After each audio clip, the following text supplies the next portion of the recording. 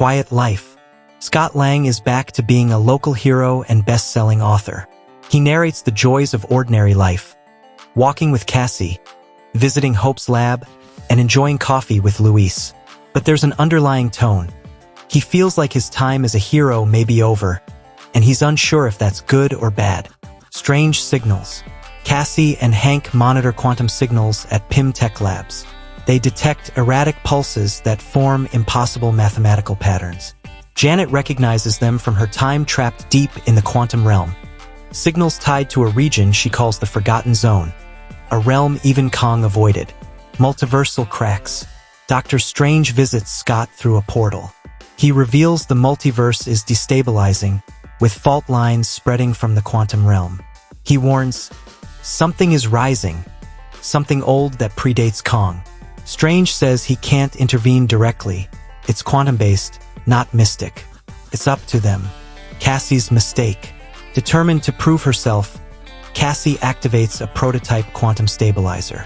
It momentarily opens a clean portal into the quantum realm, but then it overloads, shattering containment. The rift allows a strange armored being to cross into Earth, the Quantum Warden. It drains power from everything around it and vanishes. Realm breach. News breaks of small quantum events disrupting cities. Gravity reversals, mini black holes, and time freezes. Hank suspects the Nexus core is being disturbed.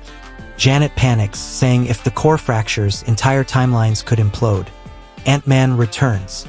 Scott reluctantly agrees to go back in. He reunites with Hope and Cassie. Luis provides comic relief and new tech he's been working on.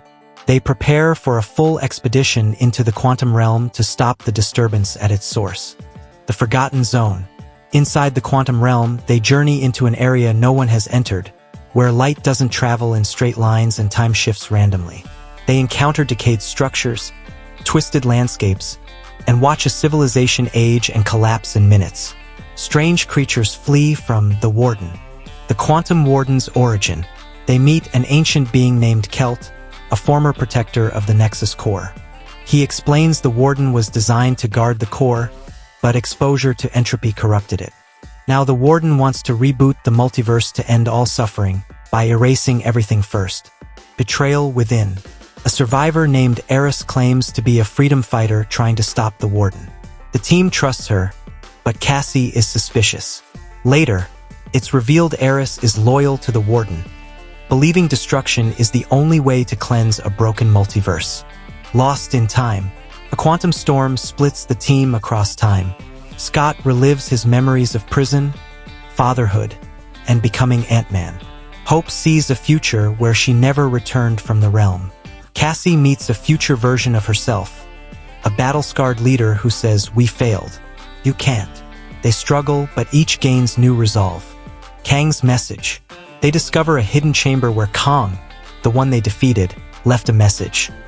If you're hearing this, the true enemy is here. Entropy is not a being. It is the end itself, devouring the fringes of time. The Warden serves it. I tried to stop it. You must succeed. A fractured family. Tensions rise. Janet confesses she once helped create the Nexus core unknowingly with other quantum entities. Hope feels betrayed.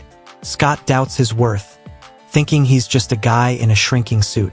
But Cassie reminds him he's the reason she's a hero. Regroup and regret. The team regroups. They plan to infiltrate the Nexus chamber. Scott suggests he stay behind to ensure the others escape if the mission fails.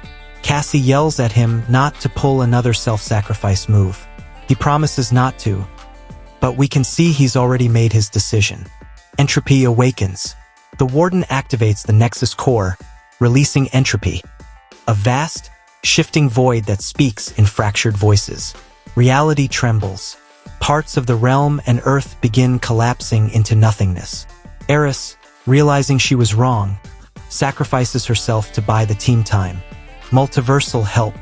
Dr. Strange reappears with America Chavez, who opens portals to alternate timelines. Multiple Ant-Man variants arrive. A version where Scott stayed in prison and became a bitter genius. A dystopian warrior Ant-Man. A comedic version who never met the Avengers. They each bring unique skills to fight the Warden's forces. Cassie's rise.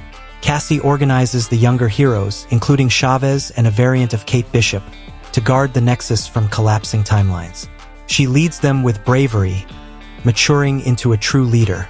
Hope proudly watches her daughter become what they always hoped. The final showdown. Massive battle. Shrinking tech versus time beasts. Reality folding in layers. Ant-Man and the Wasp confront the Warden at the core. Janet uses a quantum map to disrupt the energy field while Scott battles the Warden hand-to-hand, dodging between seconds and shrinking between molecules. Scott's sacrifice. Scott realizes the only way to trap entropy is to trap it in a self-looping time prison. He triggers the device manually, staying behind as the others escape. Cassie screams as he vanishes. His last words, "Don't be like me, be better. Peace for now." The Nexus stabilizes. Earth returns to normal. Hank and Janet retire. Hope runs PIM Tech with Cassie as her partner. Cassie keeps Scott's old helmet. Every time she suits up, she hears his voice recorded in the comms. "You got this, Peanut." Post-credit scenes. Mid-credit scene. Cassie builds a multiversal scouting team with Riri Williams, Chavez, and Kate Bishop. They name themselves the Quantum Vanguard. Post-credit scene. Scott wakes up in a white space outside time. He hears whispers. He turns and sees a group of cosmic beings watching him. One steps forward, the Beyonder saying, "You've seen pieces. Now it's time for the war."